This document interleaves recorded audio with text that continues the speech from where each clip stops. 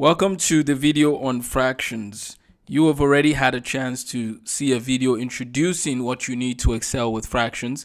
And this video is going to be addressing questions from 4.1 of the Redwood's pre-algebra textbook. So we're looking at fractions here. And the first and one of the most important skills involved with fractions is knowing how to simplify the fractions. And you will see why this is important as you go through the chapter. So there's a little bit of history that is given here, and we can discuss this more later. But we know that the Egyptians were using fractions, right? We see hieroglyphics showing fractions involved. And the idea of fractions is, well, the concept of fractions is very critical to understanding any algebra, I would say, a lot of algebra concepts. And so, especially when you deal with rational expressions and rational equations, understanding fractions will be very important. So again, we know what numerators are and denominators. The numerator is the one on the top. If you are confused about or concerned about remembering which one is the numerator and which one is the denominator, just think of it this way. Down is this is down, and so we could call that D for down and D for denominator. So we have the numerator and the denominator, and those are if I use like 1 over 2, this would be called a proper fraction. And the idea here is that if you had something like 3 over 2, that would be called an improper fraction. Now, do you see why one is called proper and one is called improper? It has to do with which one is bigger, the denominator or the numerator. Now, there's nothing wrong with being an improper fraction. There is a time and a place to have improper fractions as your answer, but there's also a time and a place to have mixed numbers, which would be a situation like that. Now you have a mixed number or mixed fraction there. So we have the numerator and denominator. That's very important. The first key thing you discuss here is equivalent fractions. Equivalent fractions. So equivalent fractions, basically, if you have 1 over 2, that's a half, right? You say that's half. But what if you have 4 over 8? Well, that's equivalent, right? And the key here is if you had 8 boxes, right? And this is not drawn to scale, but 1, 2, 3, 4, 5, 6, 7, 8. If you had 8 boxes and I said 4 over 8, you would be addressing 4 out of the 8. And if you only had 2 boxes and it's 1 over 2, notice that the quantity is the same of what is shaded, right? In a sense, if you were to look at it like this. Think of like a chocolate bar. You can use that to represent the chocolate bars there, but hope I'm not making you hungry. Let's get back on track here. But yeah, so that's how you have, you can divide it. You can have this as 4 over 8, or you can have 1 over 2, right? Very good. So your book goes on in page 231 to talk about fractions, equivalent fractions, and that's a very important skill to have. The key about equivalent fractions is that whatever you do to the numerator, you do the denominator as well. So for example, if you have 1 over 2, if you multiply the top and the bottom here by 2 over 2, then you would have 2 over 4. So 1 over 2 and 2 over 4 will be equivalent because you multiplied both the numerator and the denominator by the same number. So that's how we get an equivalent fraction situation. If we multiply by the same number, we will get an equivalent fraction. So that's how we create equivalent fractions. Now, in your book on page 233, it uses an example of a over b, and then it does this, and then it multiplies them by x. Now, remember, the reason why we use letters in math, one of the main reasons is to show generality, is to show that no matter what numbers are plugged in for those letters, you will still get the same, you would still get the same outcome. So, for example, if you had 3 over 4 here, and we wrote equals 3 over 4, so notice a is 3 and b is 4. So you have 3 over 4, and we're multiplying by x. So now we're going to pick a number x. Let's say 5. So if I do this, now remember the dot represents a multiplication. So you have 3 times 5, which is 15, and 4 times 5, which is 20. So 15 over 20 and 3 over 4 are the same. They're equivalent. Why? Because we multiplied both the numerator and the denominator by the same number. That's why they're equivalent, and that's how we create an equivalent fraction. If we want to reduce a fraction, which is what you've seen simplifying fractions, then what you do is, or another way of creating equivalent fractions, I would say, or simplifying a fraction, is where you take a situation like, let's say 4 over 16. 4 over 16 have a common factor, right? Or they have common factors. So if you want to reduce this, right, to its simplest forms, or its simplest form, if you want to reduce it to simplest form, then what you do is you divide both the numerator and the denominator by what they have in common. So like 4. So that becomes 1 over 4. So basically, if you do that, 1 over 4 is the same as 4 over 16. You reduced 4 over 16. You brought it to its simplest form or its lowest terms. And that is how you were able to create a different equivalent fraction for 4 over 16. Now, here's what's interesting. 4 over 16, notice I just used 4 right away. But what if you don't know what the greatest common factor between the numerator and the denominator is? What you do is you can just go ahead and start with what you know. You know that 2 is a common factor, right? I mean, 2 goes into 4 and 2 goes into 16. So you could use 2 right away. And then you get 2 over 8. That's okay. And then you do divide it by 2 again. And now you have 1 over 4. So notice you could go step by step. You divide by 2, divide by 2 again, right? And so that's how we get, simplified to 1 over 4. But as you get more comfortable with numbers and greatest common factors and so on, you can automatically remove what that greatest common factor is. And that comes with practice. So just keep practicing and you will get more comfortable with, simplifying fractions. So that's good to keep in mind. Then we're going to introduce a new term here. We're going to talk about the greatest common divisor. That's one way they call it here. If you know, greatest means, of course, the biggest of something. Common means that something that they that they have in common. And then divisor is think of it as a factor in a sense. So some people call this a greatest common factor also. So this is greatest common divisor, or if I said greatest common factor, right? Because the factors of 6 are 1, 2, and I'm going to actually put a note like this: 1, 2, 3, and 6. Random fact, by the way, there's something called a perfect number. A perfect number is a number whereby the factors of that number, apart from the number itself, so in this case 1, 2, and 6, add to give you that number. That's an interesting observation.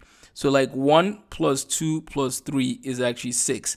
So 6 is a perfect number. And again, this is just a quick commercial, but just wanted you to keep that in mind. It's an interesting observation that some mathematicians have brought to our attention, that some numbers are called perfect numbers. But okay, so when you have a number, you can break it down to its, what are the factors that make up that number, or you can talk about what is the prime factorization of that number. So for example, 6, the prime factorization of 6 is 2 times 3, right? 2 times 3.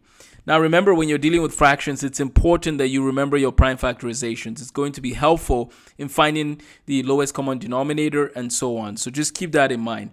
So let's find let's look at the greatest common divisor of 12 and 14. So 12 is 2, right? The factors of 12 include, 1, 2, 3, 4, 6, and 12. Those are the factors of 12. The factors of 14 are 1, 2, and 7, right? So we know that, of course, they share a 1, they share a 2, and they don't share anything else in common. So the greatest common factor of 12 and 14 is actually 2. 2 is the only thing they both share. Now, they share 1 also, but 2 is a significant thing we're looking at here. But you could say 2 times 1, which is 2. I'll explain why I did the 2 times 1 here in my next step. If you take 12 and you prime factorize it, you would actually get 2 times 2 times 3. If you take 14 and you prime factorize it, you actually get 2 times 7. Growing up, I remember when we learned this, we would circle the 2 that is common between them, and then we would say that the greatest common factor is 2. So that's how we find the greatest common factor. That's one way to look at this. And so I would encourage you to, again, make sure you're comfortable with prime factorization. Of course, you don't need to know all the prime numbers, but it's good to know that 2, 3, 5, 7, 11, 13, 17, and 19 are prime numbers, right? That's a good set of numbers to start with. in your book that we provide you, the free resource, Tools for Mastering Mathematics, you can get you can see the list of the prime numbers below 100, and it's just a fun activity. You can use there's this approach out in math, the sieve of Eratosthenes. I'm sorry, I might have mispronounced his name, but that is one way. So it would be sieve of Eratosthenes. That's how sieve of Eratosthenes. If you look that up, you can see how we can use that to find prime numbers below 100. So, but it's just good to know at least the first set of prime numbers. The idea is these numbers are only divisible by themselves and 1. Now, keep in mind that 1 is not a prime number. It's neither prime nor composite. On the ACT exam, which students take down the road, at some point, I recommend they take it as soon as they can, even if it's 8th or 9th grade, to get experience.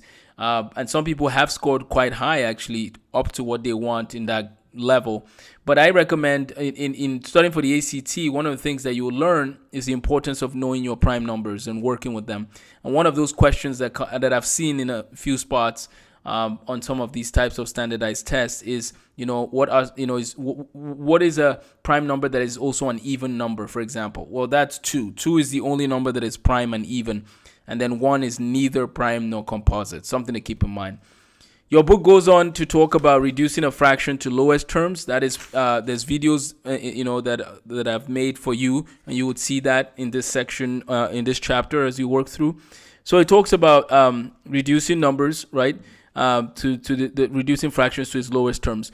But then I want to end. I want to talk about reducing fractions with variables. Let me talk about that for a few minutes here, and then we'll begin to wrap up this section. So we'll talk about that, and then we'll look at anything else we have to discuss. So let's look at an example here. So we're reducing fractions with variables, right? And what you're actually using to do this, right? So when you're reducing fractions with variables, what you're actually doing here is using a principle that you're going to learn later in algebra. Part of what's going to be helpful here, and that's called the rules of exponents. That principle is going to make this work much easier. But let's say you don't know what those principles are, and that's okay. Let's look at this. 25a cubed b squared divided by 45 a cubed b cubed. Okay, if you have a situation like this, according to your book, part of what you need to do is you could just write out the number, like the prime factorized version of these numbers. So 25 is 5 times 5, so we write 5 times 5, and then you write out the letters in question. And then for the 45, you can prime factorize. You get 9 times 5, and you get 3 times 3. So you get 3 times 3 times 5, and then times a times a times a, and then b times b times b. You can cancel what they have in common, right? Because each of these are multiplying one another. So you are allowed to cancel, right? So this 2 will cancel these 2, and then 1, 2, 3 will cancel 1, 2, 3. The 5 will cancel the 5. So what you're left with is this 5 over here, and nothing in the numerator. In the denominator, you have 3 times 3, which is 9. And you have this b over here. So that will be the answer to the problem. So you can write out the prime factorized version of the numbers, write out the letters, and then you can cancel. So that is important to keep in mind. On page 238, your book goes on to talk about mathematical notation and explains some details there, which I encourage you to read. And then, so it talks about inline mathematical notation. 14x divided by 15y is called an inline mathematical notation when the same expression is centered on its own line, and it shows it 14x or 15y. So they show you that. Let's see. So earlier on it shows 14x divided by 15y. So that's called an inline notation when the same expression is centered on its own line, as in this situation. Then the type of notation is called displayed mathematical notation. Just something to keep in mind. I wouldn't worry if you forget your terminology on this specific issue. So it goes on to give you a little more background there. And then we move on to page 239. It talks about equivalent fractions in higher terms. We discussed some of this earlier on. You can take a number and make it bigger. So example 6, Well, the number, I mean, individually, each of these numbers will have maybe bigger numbers, but the fractions will be equivalent and the same. So number 6 said express 3 over 5 as an equivalent fraction having denominator 20. Part of what they want you to do is they want the denominator to change to 20. So then you ask, what do you do here to make that happen? Do the same thing in the numerator. So you multiplied the denominator by 4. That was how you got 20. So you have to multiply the numerator by 4, and that's going to give you 12. Another example, they said express 2 over 3 as an equivalent fraction having denominator of 21. So if you have 2 over 3 and someone says, can you make the denominator 21? Yes, we can by multiplying by 7. But we would have to multiply by 7 in the numerator as well. So notice that the reason why you're learning this particular skill is that there are some times in math where you need to convert the denominator to a certain number for a reason, especially when you're adding and subtracting fractions. And therefore, whatever you do to the denominator, make sure you do it to the numerator.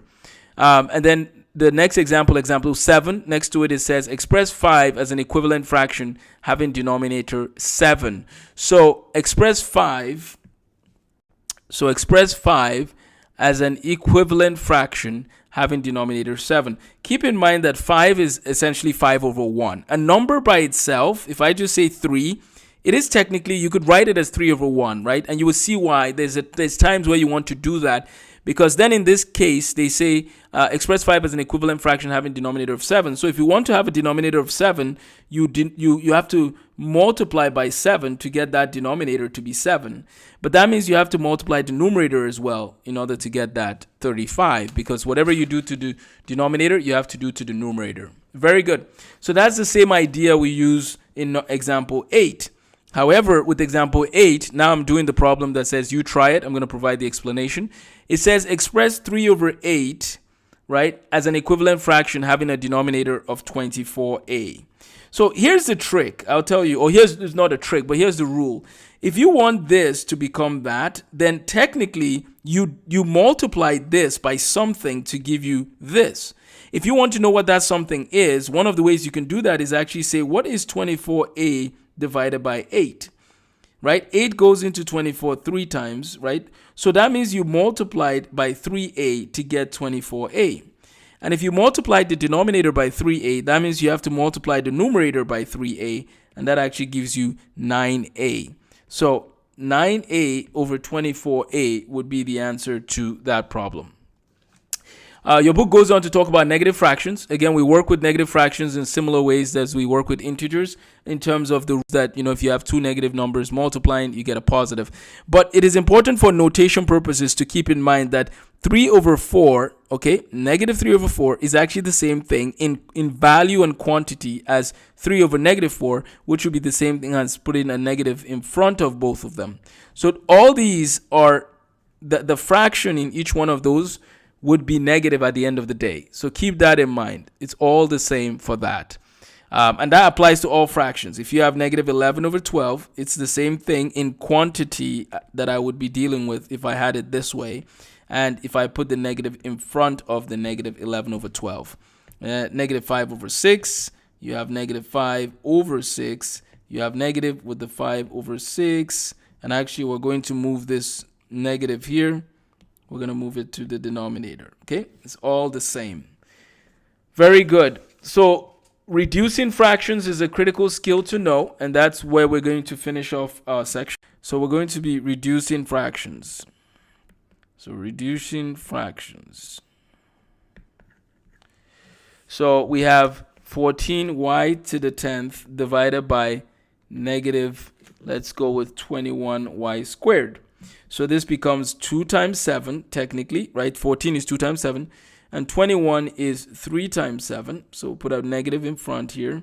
And then we have 10y's. Why did I do that? I don't know. I could have chosen a different problem, but I just chose to use 10y's. So 1, 2, 3, 4, 5, 6, 7, 8, 9, 10. And then in the denominator, you have 2. So 2 of them will cancel 2, leaving you with 8, right? So the 7s will cancel. So you have 2 divided by that negative 3 there, and then y to the 8th. this is the same as a negative 2y to the 8 over 3. This is I would generally see a lot of problems like this with the negative in front as far as the solution, or you can put that negative with the 2. Leaving the negative in the denominator just doesn't look as good, but it is the same in terms of value, something to keep in mind. Let's finish with one last question here. If we have negative 14a cubed b squared divided by negative 7a squared b cubed. If you have a situation like this, keep in mind the negatives can cancel right away. The 14 is 2 times 7, and then you have 3 a's and 2 b's. And then you have 7 in the denominator with 2 a's and 3 b's. 2 of the b's will cancel, right? And 2 of the a's will cancel. So now we have 14. Oh, sorry, the 7's canceled. So you have 2a divided by b. And that will be the answer to that problem. So we've looked at finding, we're going to talk a little more about finding greatest common divisor. But we've looked at greatest common divisor. We've looked at reducing fractions. We've looked at creating equivalent fractions. And we've reduced fractions to lowest terms. And there's just a lot of extra practice problems here for us to work with. So there are about 102 problems. I want to encourage you to take your time, work through as many problems as you need to. If you want to do if you could do the odd problems, I would highly recommend that, from number 1 to 101. There is a word problem at the end there with number 101, and that could just be for fun. But let me know if you have any questions on that, or let me know if you have any questions on any of the sections. So feel free to try all the sections, each of the sections. And if you're stuck on a particular section, move on to the next one, but send me an email right away letting me know which one you would like more examples on. Thank you for your time, and have a wonderful day.